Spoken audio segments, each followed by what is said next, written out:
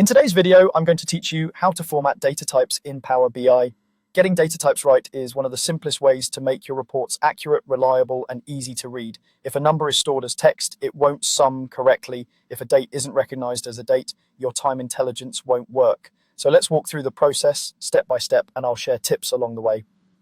Start by opening the Power BI desktop app on your computer, then open one of your existing reports.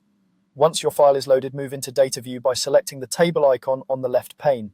This area displays your tables and columns in a grid, much like a spreadsheet, which makes it perfect for inspecting and correcting data types. Next, choose the column you want to format. Click directly on the column header in the table. When you do, the column tools options appear in the ribbon at the top. If you don't see them, make sure you're in Data View and that a single column is selected. Now change the data type.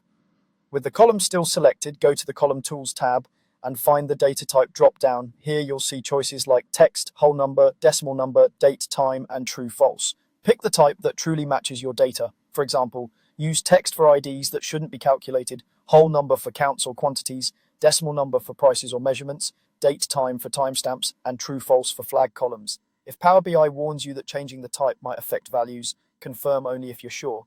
After changing the type, scan the column for errors or unexpected blanks. If some values don't convert cleanly, there may be hidden characters or mixed formats you'll want to fix before proceeding. Finally, format how the data appears, which is optional but highly recommended for readability. Still in Column Tools, adjust the display settings. For numbers, you can turn on the thousands separator, control the number of decimal places, and apply a currency symbol. For dates and times, choose a display format such as DDI to keep consistency across visuals. Remember, these formatting choices affect how the values look in visuals and tables, not the underlying data itself. That's it. Open your report, go to Data View, select the column, choose the correct data type, and apply clear formatting.